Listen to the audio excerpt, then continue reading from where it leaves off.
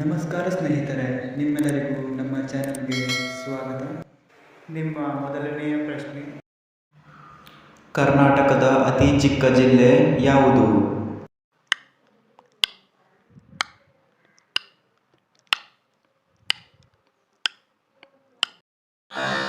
ಸರಿಯಾದ ಉತ್ತರ ಬೆಂಗಳೂರು ನಗರ.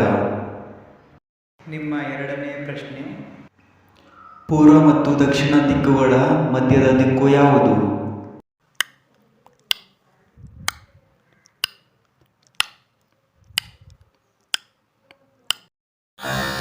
ಸರಿಯಾದ ಉತ್ತರ ಆಗ್ನೇಯ. ನಿಮ್ಮ ಮೂರನೆಯ ಪ್ರಶ್ನೆ: ಕನ್ನಡ ವರ್ಣಮಾಲೆಯಲ್ಲಿರುವ ಸ್ವರಗಳು ಎಷ್ಟು?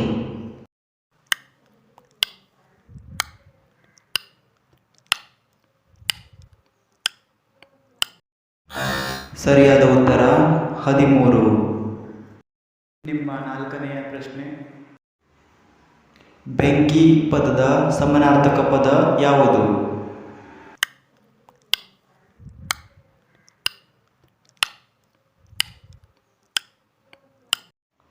ಸರಿಯಾದ ಉತ್ತರ ಅಗ್ನಿ. ನಿಮ್ಮ ಐದನೆಯ ಪ್ರಶ್ನೆ: ಭಗವದ್ಗೀತೆಯನ್ನು ಮೊದಲು ಕನ್ನಡದಲ್ಲಿ ಬರೆದವರು ಯಾರು?